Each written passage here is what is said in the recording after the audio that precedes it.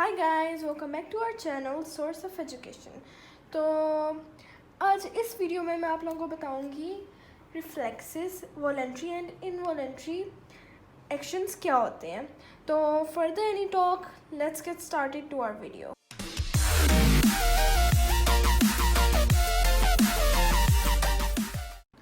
तो अभी मेरे पास ऑक्सफोर्ड की साइंस की बुक है। ये क्लास 7 की बुक है और इसका नाम ऑक्सफोर्ड सेकेंडरी साइंस है और इसके राइटर का नाम टेरी जेनिंग्स है। तो let's get started to our topic. Introduction हो चुका है, तो let's get started. So yes, मैं पहले आप लोगों को रिफ्लेक्सिव एक्शन की डेफिनेशन समझा देती हूँ। रिफ्लेक्सिव एक्शन सडन एक्शंस होते हैं जिसमें ब्रेन की इन्वॉल्वमेंट बिल्कुल भी नहीं होती। अगर हम लोग कुछ सोच रहे हैं कि आज हमने क्या खाना है, तो वो हमारा ब्रेन सोच रहा है, पर इसमें होता है स्पाइनल कॉर्ड। ब्रेन की जगह स्पाइनल कॉर्ड सडन एक्शन देता है, आप लोगों को सडनली बताता है कि आपने क्या करना है फ़ौरन। तो इधर आप लोगों के सामने एक डायग्राम है रिफ्लेक्सिव एक्शन की। तो मैं पहले उसे क्लियर कर देती हूँ, फिर आप लोगों को समझा दूँगी। इससे ज़्यादा क्लियरली आप लोगों को समझ आ जाएगा कि रिफ्लेक्सिव एक्शन एक्चुअली होते क्या हैं।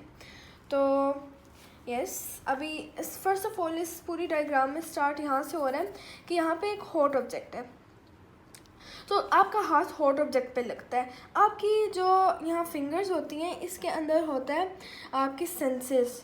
तो सेंसेस जो होते हैं वो टच जब करते हैं तो आपकी बॉडी में एक होता है सेंसरी न्यूरॉन्स। ये एक सब्सटेंस होती है आपकी बॉडी में। ये आप जी आप टच करते हो, फ़ौरन आपका मैसेज स्पाइनल कॉर्ड की तरफ लेके जाता है।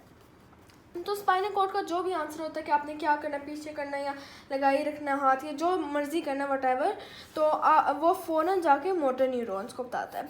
मोटर न्यूरॉन्स भी सेम वही होते हैं, सब्सटेंस होती है आपकी एक बॉडी में जो कि आप लोगों को मैसेज कैरी करने में मदद करती है। तो ये लेके जाती है और ये लेकर आती है।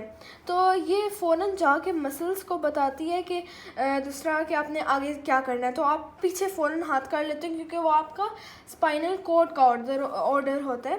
तो जैसे कि इसने फ़ौरन हाथ पीछे कर लिए, तो ये इसका स्पाइनल कॉर्ड का ऑर्डर था। तो ये होते हैं सडन एक्शंस जिनमें आपकी ब्रेन की इन्वॉल्वमेंट बिल्कुल भी नहीं होती, ज़रा भी नहीं होती। सिर्फ आपका स्पाइनल कॉर्ड ब्रेन की जगह बताता है कि आपने क्या करना है। सो इसकी ये डेफिनेशन थी और मैंने उर्दू में समझाया, गया आप लोगों को सही समझ आ गई होगी। सो नेक्स्ट पे चलते हैं। सो नाउ अब बारी आती है वॉलेंट्री एंड इनवॉलेंट्री एक्शंस की। तो अब वो क्या होते हैं, तो अब हम लोग ये नीचे वाला पैराग्राफ पढ़ेंगे ताकि हमें समझ आए कि वो क्या होते हैं। तो फर्स्ट हम स्टार्ट करते हैं। There are two main types of actions carried out by your body. ये कह रहे हैं कि आपके दो एक्शंस होते हैं जो आपकी बॉडी से लिए जाते हैं, कैरी होते हैं।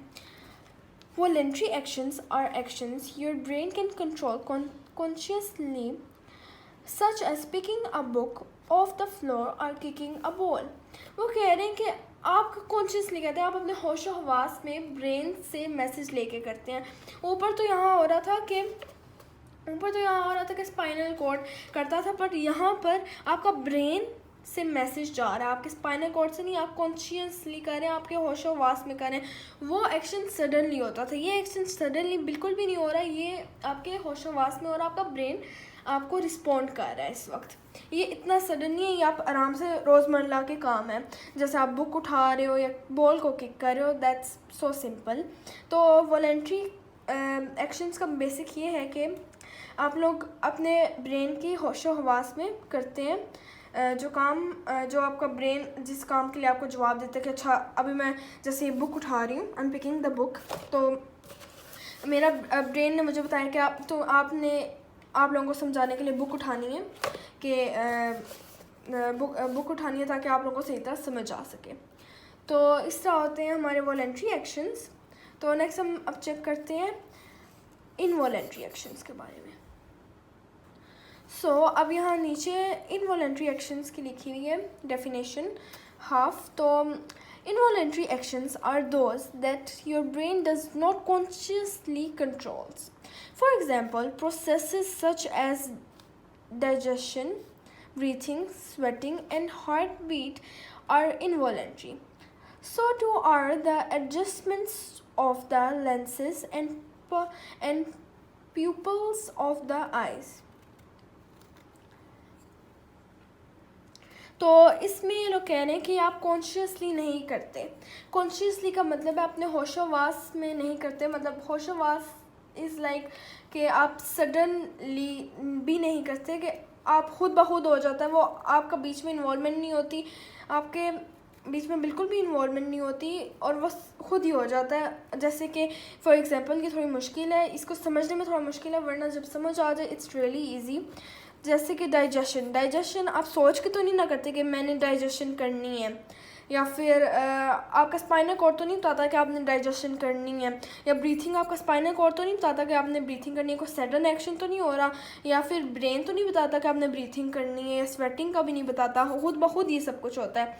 हार्ट बीट भी नहीं होता. दीज आर सच एग्जाम्पल्स के जैसे प्यूपल, लेंस भी ब्लिंक खुद ब खुद होते हैं. आप सोच के नहीं करते हाँ अच्छा मैं अभी अपनी आई ब्लिंक करूँगी या करूँगा. सो ये होते हैं जो आपके खुद ब खुद हो जाते हैं, सडन भी नहीं होते, और ब्रेन सोच के भी नहीं होते, कॉन्शियसली भी नहीं होते. ये बगैर किसी विदाउट कॉन्शियसली थॉट्स आपके खुद ब खुद हो जाते हैं. सो एट द एंड मैं आप लोगों को एक बार रिवाइज करवा देती हूँ. हमारे रिफ्लेक्सेस एक्शंस होते हैं जो आप सडनली करते हो, जो आपका स्पाइनल कॉर्ड जिसके लिए आपको जवाब देता है. और वॉलंटरी एक्शंस वो होते हैं जो आप कॉन्शियसली करते हो. स्पाइनल कॉर्ड भी नहीं आपको जवाब देता, आपको जवाब देता आपका दिमाग, आपका ब्रेन, कि आपने क्या करना है. लाइक अगर बॉल नीचे गिर गया तो आपने उठाना है, तो आप सोच रहे हो कि मैं उठाऊं या ना उठाऊं, तो आपका ब्रेन सोच रहा है कि आप उठाओ या ना उठाओ. तो वो आपका ब्रेन बताता है, जो आपके एक्शंस आपको ब्रेन बताता है, जो नॉर्मल रोज़मर्रा की ज़िंदगी में होते हैं वो वॉलंटरी होते हैं. और इनवॉलंटरी एक्शंस वो होते हैं जो आपकी रोज़मर्रा की ज़िंदगी में होते हैं, लेकिन वो आपके काबू में नहीं होते. ब्रीथिंग आपके काबू में नहीं है, डाइजेशन आपके काबू में नहीं है. क्या आप डाइजेशन रोक सकते हैं? क्या आप स्वेटिंग रोक सकते हैं? हाँ, दिस इज़ और हार्ट बीट आप रोक सकते हैं. आप लेंस आगे पीछे तो आप खुद करते हैं, लेकिन आप क्या आंखें ब्लिंक करना रोक सकते हैं? ऐसे कुछ देर आप रोको तो आपको कुछ होना शुरू हो जाता है. तो ये है हमारा, मैंने आप लोगों को समझा दिए रिफ्लेक्सिव एक्शंस का, वॉलंटरी का और इनवॉलंटरी एक्शंस का, कि वो क्या होते हैं. सो या गाइस, इधर हमारी वीडियो ख़त्म होती है, और इसमें आप लोगों को आई होप समझ आ गई होगी. और गाइस इस वीडियो को ज़्यादा से ज़्यादा स्प्रेड करें ताकि ज़्यादा से ज़्यादा बच्चों को समझ आए और उन्हें उनकी मुश्किलें आसान हो समझने में. एंड या guys please like and subscribe ताकि हमारी मेहनत का मसीला मिले.